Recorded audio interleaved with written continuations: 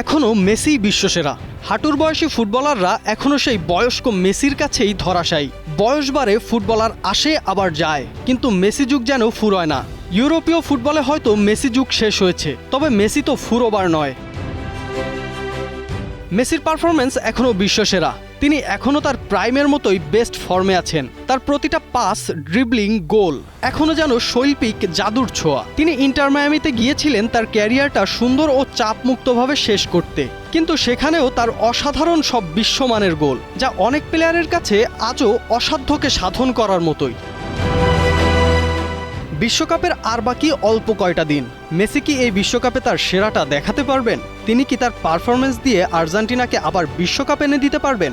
আপনার মনে এমন প্রশ্ন আসাটা অস্বাভাবিক কিছু না, কারণ বয়সটা তো 38-এরও বেশি। তবে মেসি নিজের বয়সটাকে অভিজ্ঞতায় রূপান্তর করে দলকে আরও মজবুত করেছেন, নিজেকেও নিয়ে গিয়েছেন অনন্য উচ্চতায়।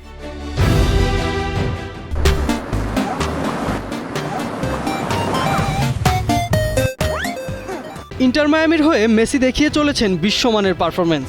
শেষ 10 ম্যাচে মাত্র একটিতে হেরেছে ইন্টার মায়ামি, আর মেসি নিজেই দিয়েছেন 8টি গোল এবং গোল করিয়েছেন 7টি। তার লাস্ট কিছু ম্যাচ থেকেই বোঝা যায় তিনি এখনও কতটা ভয়ঙ্কর।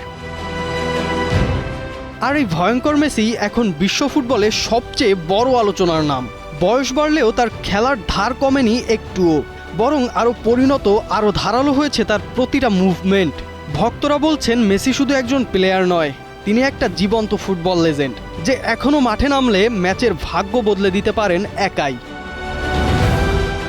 বিশ্বকাপকে সামনে রেখে তাই পুরো ফুটবল দুনিয়ার চোখ এখন মেসির দিকেই। মেসির পাওয়ার কিছুই বাকি নেই।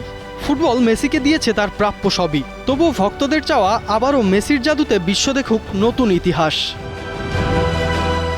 রাফসান মনি, নিউজ 24।